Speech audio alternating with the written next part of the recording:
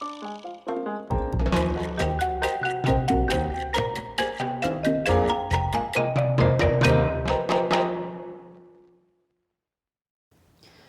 everyone, Yanjao here again. Today, Savage Sword of Conan number 7. So I ran across this book in the comic shop this week, and I really didn't have any intention of buying Conan. Some of the other Conan books I saw before were a little, I don't know, they kind of missed the point. Conan, big muscular guy, he's got to be the hero. I've been a huge Conan fan since forever, or as Zach from Comics Matter would call us, big dummies.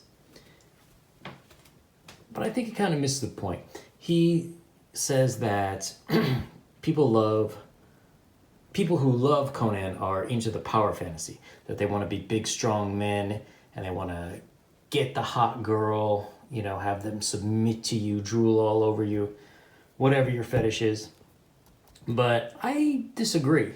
I think a lot of the fantasy of Conan is really that it's from a different time where you could just sort of leave your life, have an adventure in a different land, see new things that nobody else has seen, and also that your skill and ingenuity, because Conan was no dummy,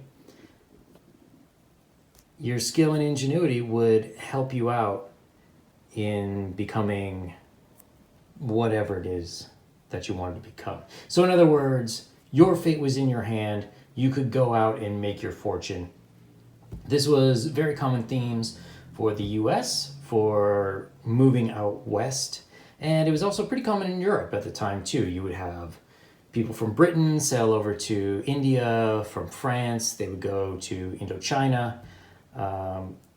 All sorts of different countries in Europe had people going to Africa to build a fortune, adventure, excitement, and there would always be the threat of violence.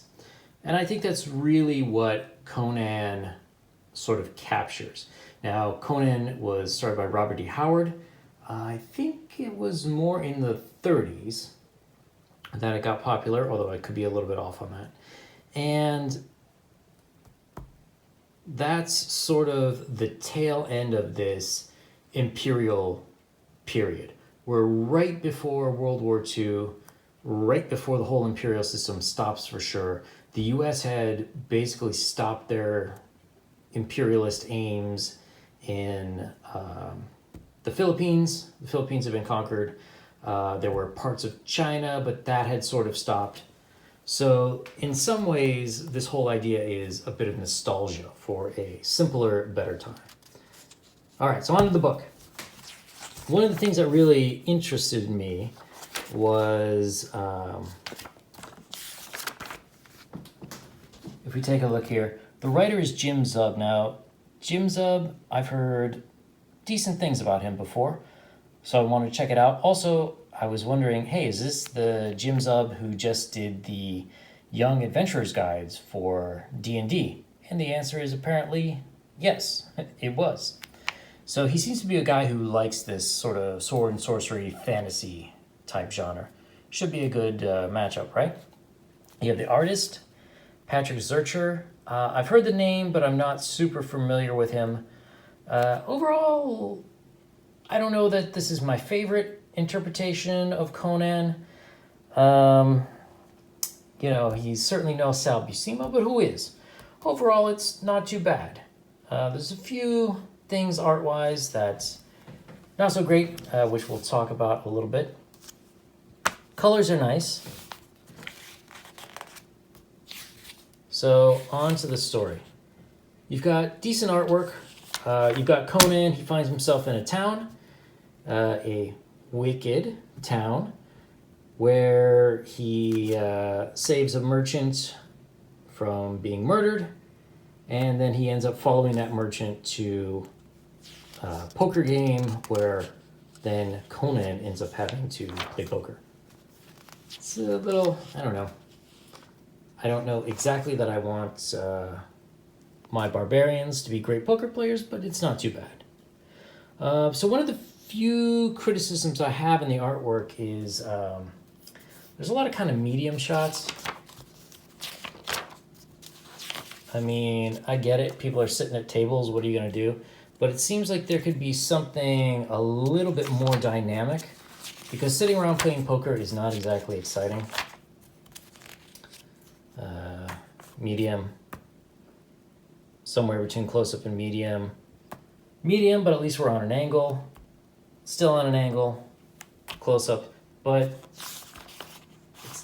could be better. Let's put it that way. Could be a little bit more dynamic, especially in the game, to make it a little more tense. But overall, it's pretty good. So one of the things that I really like about this is Shadow of Vengeance. There's a little Conan story here. A Tale of Conan in 12 parts. Unfortunately, this is chapter 7. But that's excellent. Buy a comic, get a separate free Conan story. One of the other things I like is, I don't know if you can see, but they actually explain how to play this card game, which is kind of cool. I mean, it shows that, I don't know if this was something Jim Zub made up, which if he did, congrats, man. But somebody took the time. Well, let's see. Using exclusive comic book art, now available for download on Conan.com. So I would assume it's something that whatever foundation owns the rights to Conan kind of was like, hey, if they're doing a card game, throw this in. But that's cool, man. I like these little resources. I like the extras that people put into it. Again, with the art, women look like women. You even have, I guess it would be the pre-historical version of a strip club. But all of the people in here are tastefully drawn. There's no overt nudity or overt sexual intention. But it's, overall, it is a pretty good story. Only one thing I have to question Jim Zub on. Maps. I love maps in books. It really helps the reader follow along with where you're going, what's going on. So the problem I have here is, look at this place. Shadazar. Okay, and let's take a look. And there's a sea over here, but it looks like it's pretty far away. You have the Eastern Sea over here. Stygia, you see that a lot. So in the story, the merchant talks about, oh, we've had enough of this coastal war. What coast? You're inland, you're near mountains. You're up a river.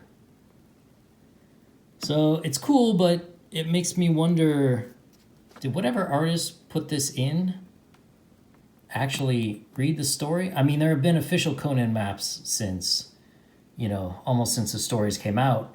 Did they just pick a city with a cool name, or what's up with that? But at any rate, I am a fan. I will definitely be getting issues. I think it said this is a 3-part story, so I will probably get issues 8 and 9 as well. I'm kind of happy with this. I was a big fan of the Conans back in the 80s and the 90s. They were solid fantasy stories, and this looks pretty good too. I can't say the difference between Savage Sword of Conan and Conan the Barbarian. I saw some from Conan the Barbarian that they looked like pretty weak tea, not so great writing.